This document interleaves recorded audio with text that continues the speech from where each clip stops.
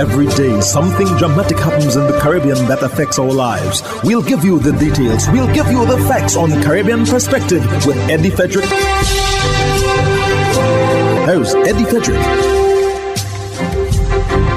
Welcome to Caribbean Perspective. So glad you can join us. The story that dominates in today's edition for Thursday, 31st July 2025, and brought to you in association with our friends at Antillean Group. Trinidad and Tobago's state of emergency extended for another 90 days. Details after this important message. Believe in our strength, we'll stand by you. Protection from all, perils big and small. Reassurance we give, it's so glad to see. Peace of mind, that's our service guarantee.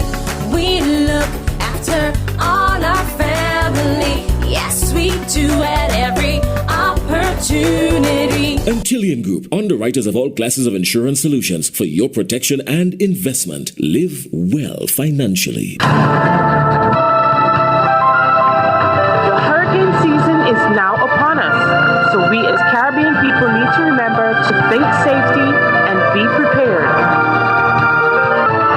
Avoid venturing outside during a storm or hurricane, especially if there are strong winds. Rooftops and other debris are often blown about and can cause great damage.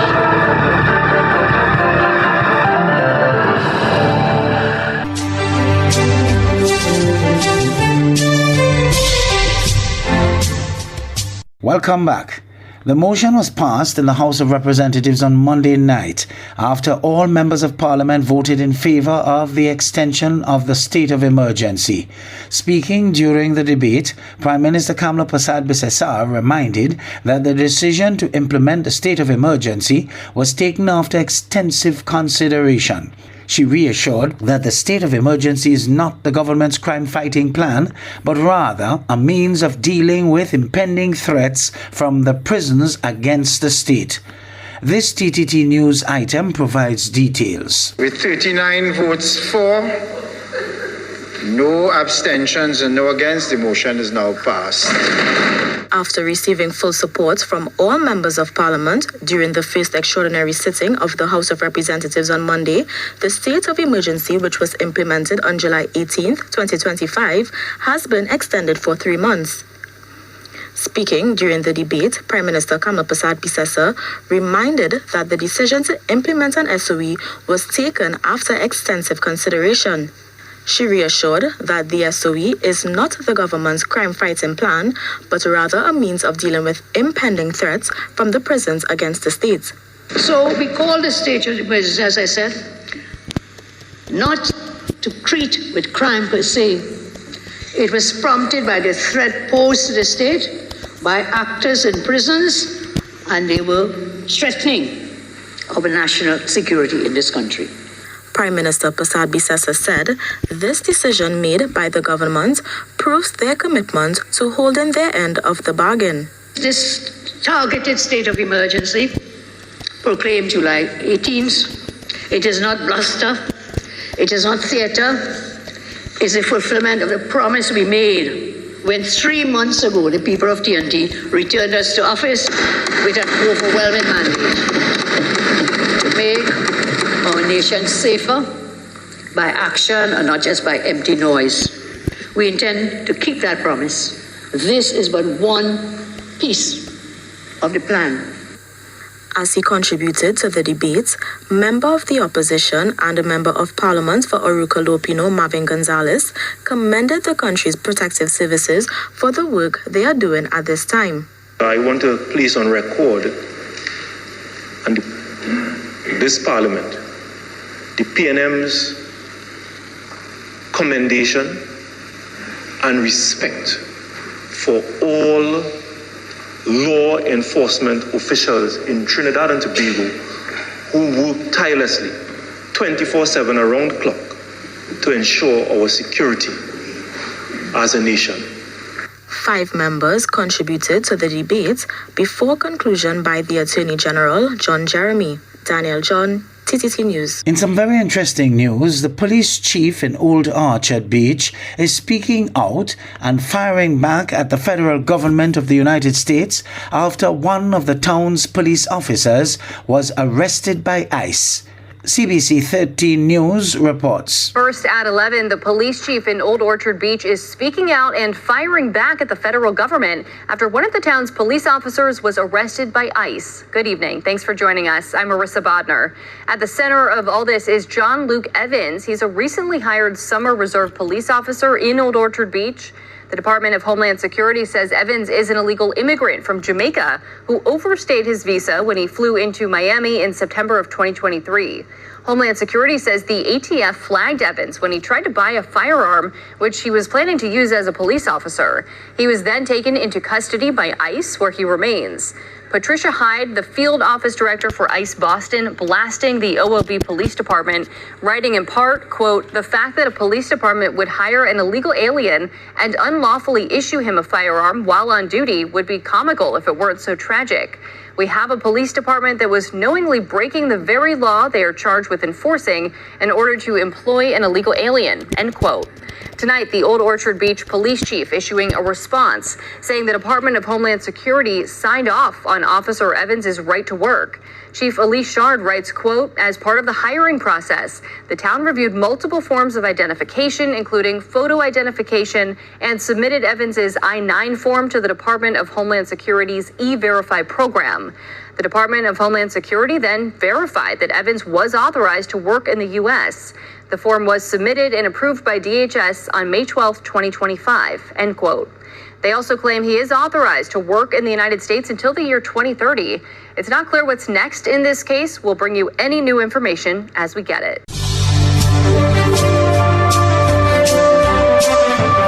You're listening to Caribbean Perspective with Eddie Frederick, in association with our friends at Antillian Group, underwriters of all classes of insurance solutions for your protection and investment. Live well financially. The governor of the Central Bank of the Bahamas, John Roll, released the bank's latest quarterly report. Central Bank Governor John Roll says while there's been a visible and unwanted decline in stopover tourists, there's an understanding and appreciation that the growth in this visitor category depends on inventory for accommodation. In the stopover segment, where the bulk of the industry's receipts were recorded, inflows were boosted because of higher average pricing, despite a slightly reduced number of visitors. The vacation rental segment contributed notably with an expanded listing of properties supporting a nearly 10% increase in average room sales and further appreciation in average nightly room rates occurring alongside the room sales increase. Stopover tourism, though, remains a weak link for the industry this year. Tourism, as the main engine of growth, is likely to show mixed trends, in particular with the slowest results being in the U.S. stopover component, relative to more sustained expansion in vacation rental receipts, non-U.S. stopovers, and returns from the cruise segment. The governor believes while other sectors indicate lower returns for the remainder of the year, that's not the case for our number one industry. Despite the contrast, though, between performance in hotels versus vacation rentals, the central bank's analysis of online travel sites and forward-looking bookings and pricing data forecasts better hotel sector revenues over the remainder of this year as compared to the second half of last year. Nevertheless, he added, the forecast of improved earnings focus on the likely improvement in average room rates without any forecasted uptick in occupancy compared to the same period in 2024. While some contributing factors to the stopover drop are inevitable, like mass bookings by tourists within the same time frame, for example, weekends, the governor says there are some steps like niche marketing that can be taken by stakeholders to improve these numbers. Reporting for the Bahamas Tonight, I'm Danielle Dean. Historic honor for Sir Clive Lloyd at Old Trafford in the United Kingdom. It will be known as a B stand no more. The stand next to the Lancashire County Cricket Club's media centre is now named after the West Indies legend Sir Clive Lloyd on its upper tier. And he shares the honour with former India international and Lancashire teammate Farouk Engineer, whose name will adorn the lower tier. Old Trafford is a major cricketing venue, and the honor bestowed on the two greats cannot be understated. The renaming ceremony was held on Wednesday ahead of the start of the fourth test between England and India, and both players were recognized for exceptional service for the club and international cricket.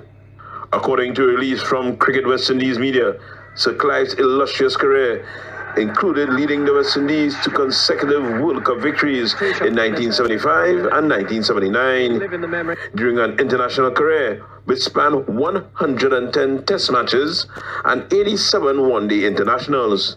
His 20-year association with Lancashire, which began in 1968, saw him become a central figure of the club's golden era. Sir Clive scored 30 first-class centuries for Lancashire and amassed 12,764 runs in 219 matches across 18 seasons, which helped secure multiple trophies, including 3 successive Gillett Cups victories from 1970 to 1972. Now is the time for all islands of the Caribbean to band together and unite under the CARICOM umbrella. That's according to Barbados' ambassador to CARICOM, His Excellency David Comers-Young. He made the point during his conversations on CARICOM on Morning Barbados, as he reflected on the day of national significance held under the theme One Cause, One Struggle, One Caribbean. The Prime Minister went on to outline all of the challenges that we face and the fact that we have to approach these challenges collectively. In fact, she stressed the fact that none of our Caribbean countries actually even have the population base, to fuel our development going forward. And she made the point about the full freedom of movement. That is why it's so important that we are able to remove these barriers, we are able to come together, and we are able to allow our people to move, and so that we can make full use of our collective resources.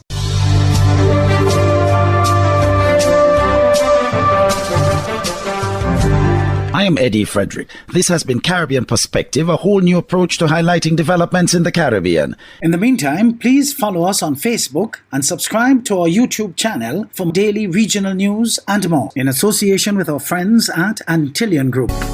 Believe in our strength, we'll stand by you. Protection from all perils, big and small. Reassurance we give, it's so clear to see. Peace of mind, that's our service guarantee. We look after all our family. Yes, we do at every opportunity. Antillian Group, underwriters of all classes of insurance solutions for your protection and investment. Live well financially.